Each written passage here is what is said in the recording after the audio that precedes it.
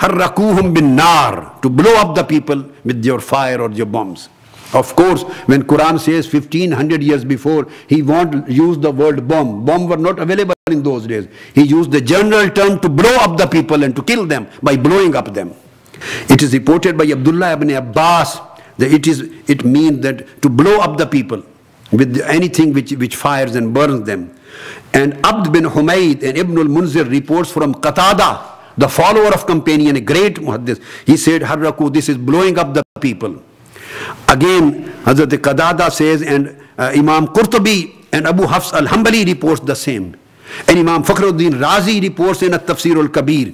He says, Ala inna azab jahannam huwa al-azabul hasil bisababi kufrihim. This azabul jahannam, the hellfire, this is because of their kufr, because they blow up the people. So they commit the act of kufr. وَعَذَابُ الْحَرِيقِ هُوَ الْعَذَابُ الزَّائِدُ عَلَى عَذَابِ الْكُفْرِ بِسَبَبِ أَنَّهُمْ أَحْرَقُوا الْمُؤْمِنِ. And they are doing here in the Western world, and they are doing the same in Pakistan. They are doing the same maybe in other Somalia and many other countries. Wherever they are blowing the humanity, or they are blowing the Muslims. So this act of ihraq, blowing them up. And this is the best word used in Quran for suicide bombings. He said, this is an act of kufr, and they will get double punishments as compared to other people. And again, Sahibul Jalalain, Imam Suyuti, he also says the same word, al-ihraq. Afatanu, it has been translated by al-ihraq. And then again, Imam Fakhruddin Razi, the great mufassir, classical, he says, Kull man fa'ala zalik. Somebody may say that this was for Ashabul Ukhdud, Imam, a specific nation, but Imam Fakhruddin Razi says, Kullu man fa'ala dhalik, wa haza awla, li'anna al-lafza amun wal hukmu amun, fattaqsisu tarkun li zahiri min ghayri lilin. He says that this cannot be specified only to the old nations of Ashabul Ukhdud. The world is common, so its commandment and meanings would be common. Every person, even today, if he blows up the people, he would also become kafir with suicide bombings. So this was the second aspect, and now very significant aspect, very important aspect of this edict, I would say.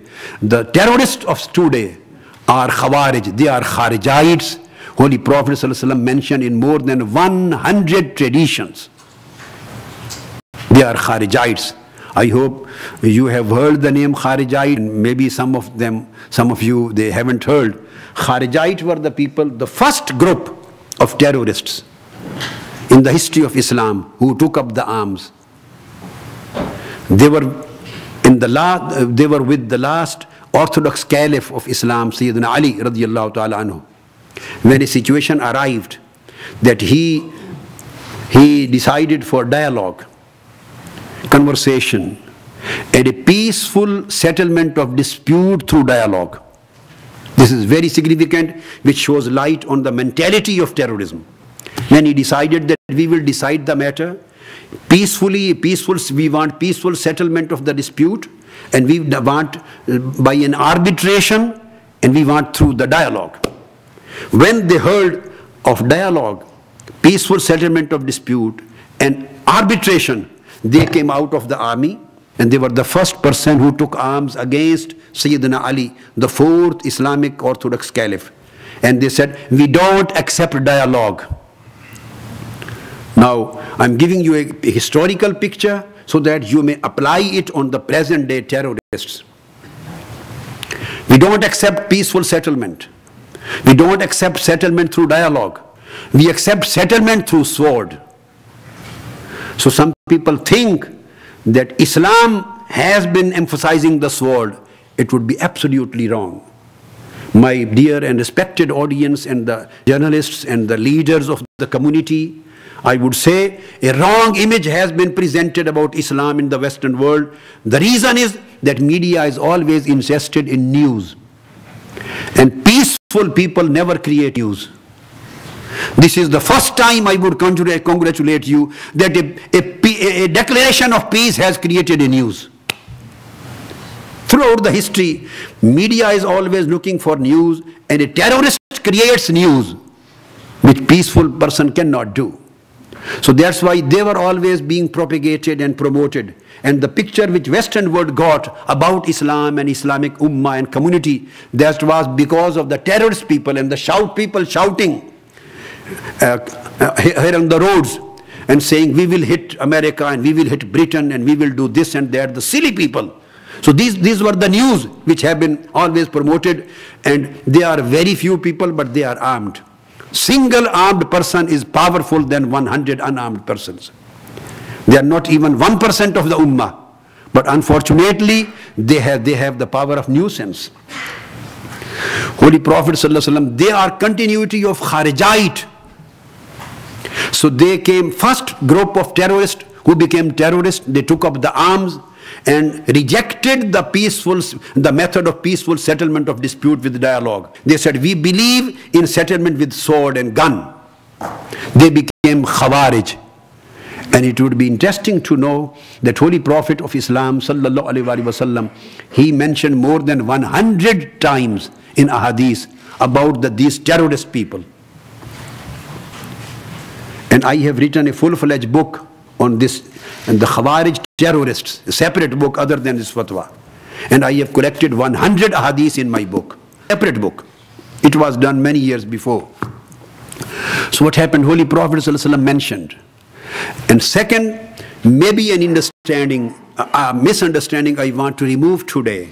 Some people, the Muslims, may think that the Kharijites were only historically a specific group who retaliated against the fourth orthodox caliphs of Islam, Sayyidina Ali, and who fought against them and they were killed. Only that particular terrorist group of that time was Kharijite. And Kharijite, today's terrorists or the people doing the terroristic activities afterwards, they are not Kharijites. This concept would be totally wrong against the traditions of Holy Prophet sallallahu alaihi wasallam. I have to establish this very significant point. My theme is, main theme of the fatwa is that the terrorists of today are the Kharijites. And these people, they are the same old evil. They have come up with a new name. But I would say, even people don't know this name is new or not. They have used the same name, and they have used benefit of the ignorance of the people of Arabic and Islamic roots. Two names have been used. For example, any word which is at-Tahrir or this kind of word, you understand? At-Tahrir, this kind of word. It comes out from al-Harura. It is not lexically linked, but sound-wise, it is linked with al-Harura. Tahrir has a different root. Al-Harura is a different root, but the sound-wise, it has a link. The first terrorist group, they established their center for terrorism in a village known as Harura. And the word Tahrir has a very closer link with the word Harura. Harura and Tahrir. And Holy Prophet mentioned the word Haruriya in Hadith. Haruriya would be the first terrorist group which will come out against this ummah. First terrorist group. Second important word, Al-Qaeda. I won't say this is a new world in the old evil. I will say this is a tactically adopted the same word. I have quoted a full chapter on this subject. Imam Ibn Hajar Asqalani and Digar Aimma and authorities have noted various groups of Kharijites. Imam Asqalani in Fathul Bari and other Aimma, they say there was a group of Kharijites known as Al-Qadiyya. The same word, Al-Qadiyya. And Al-Qadiyya means the think tank of the terrorists. Al-Qadiyya, sitting behind, not actively participating in the terroristic acts, but providing them support, appreciating them, providing them mental, moral, religious support, and appreciating their activities, but not practically involving in the terroristic activities. Though who are the well-wishers and who are supporters, and provide them, back up them. They were known to be Al-Qadiyya.